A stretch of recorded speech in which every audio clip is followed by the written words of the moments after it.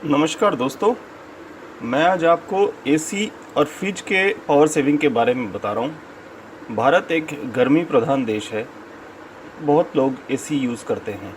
पहले ज़माने में एसी का एफिशिएंसी ये देखा जाता था, उसके कॉपर डक्ट्स हैं कि नहीं। 100% कॉपर डक्ट्स में एफिशिएंट कहा जाता था। लेकिन आजकल एक नए किस्म के एसी आ गया है जो कि ज़्यादा पावर सेविंग है, लगभग 40% ज़्यादा पावर सेविंग है, और इनको इन्वर्टर एसी कहा जाता है। ये inverter AC mostly split AC में आता है। जैसे ये आप देख सकते हैं, डुअल इन्वर्टर लिखा हुआ है।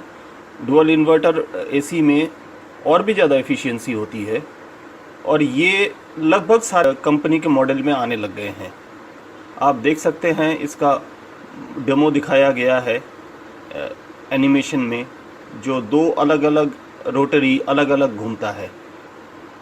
रोटरी कंप्रेसर से बहुत ज़्यादा एफिशिएंट है, लेकिन इसकी समस्या ये है कि ये इन्वर्टर एसी अभी सिर्फ स्प्लिट में आ रहा है, विंडो एसी में नहीं आ रहा है।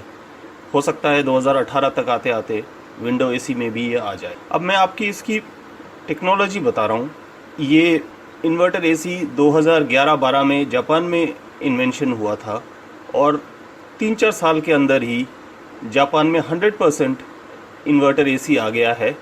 उनके जो लीडिंग ब्रांड्स हैं, मित्सुबिशी या हिटैची और बाकी सारे ब्रांड में सब में आ गए हैं।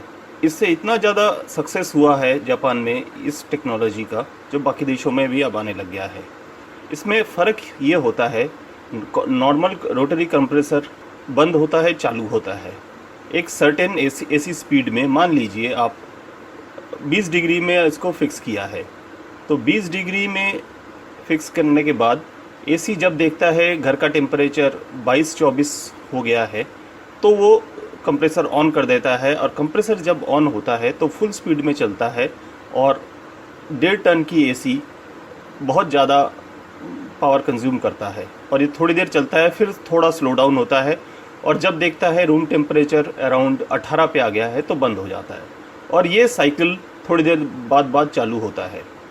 इससे बहुत ज़्यादा पावर कंजम्पशन होता है इन कंपैरिजन जो इन्वर्टर एसी होता है। आपने अभी देखा कि उसमें क्लियरली लिखा हुआ था डीसी इन्वर्टर। डीसी इन्वर्टर का मतलब है कि डीसी कंप्रेसर चलता है, जिसमें कभी ये इन्वर्टर बंद नहीं होता, कंप्रेसर कभी बंद नहीं होता, और जितनी भी रिक्वायरमेंट होता है उतना ही चलता है। इसका मतलब आप ऐसे समझ लीजिए, एक 100 वाट का बल्ब है। 100 वाट के बल्ब में वो ये अपने आप देख लेता है कि कितनी लाइट है घर के अंदर।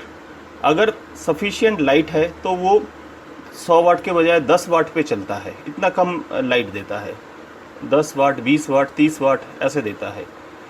और अगर देखता है बिल्कुल अंधेरा है तो पूरे 100 वाट बिजली देता है, 100 वाट का लाइट देता है, और ये अपने आप डिसाइड करता है। बिल्कुल ऐसे ही है डिजिटल कंप्रेसर जो आजकल फ्रिज में भी आ रहे हैं। ये सारे फ्रिज आप देख लीजिए, इसमें क्लियरली लिखा हुआ है कि सोलर से भी चल सकता है। सोलर से इसलिए चल सकता है क्योंकि ये डीसी कंप्रेसर है, और सोलर हमेशा डीसी में चलता है।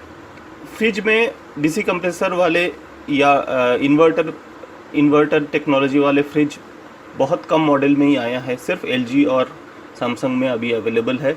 उम्मीद कर सकते हैं कि ये और भी ज़्यादा मॉडल में आ जाएंगे। इसमें भी काफ़ी बिजली की सेविंग होती है, और आप देख ही रहे हैं कि सोलर कंपैटिबल है।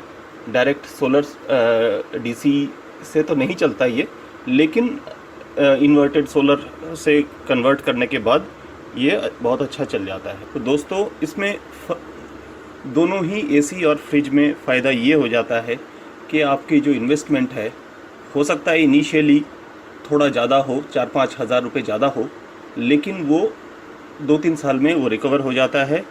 और ये सिर्फ थोड़ा प्रीमियम ब्रांड में ही आता है। फ्रिज भी जो इन्वर्टर फ्रिज है वो छोटे साइज़ के फ्रिज में नहीं आता, 250 लीटर या उससे बड़ा साइज़ के फ्रिज में ही आता है। तो जब भी अगर आप बड़ा साइज़ का फ्रिज या एसी ले रहे हैं, 1.5 टन का एसी ले रहे हैं, तो कोशिश करिए कि इन्वर्टर एसी वाला, डिजिटल इन्वर्टर वाला टेक्नोलॉजी लें। नमस्कार, थैंक यू।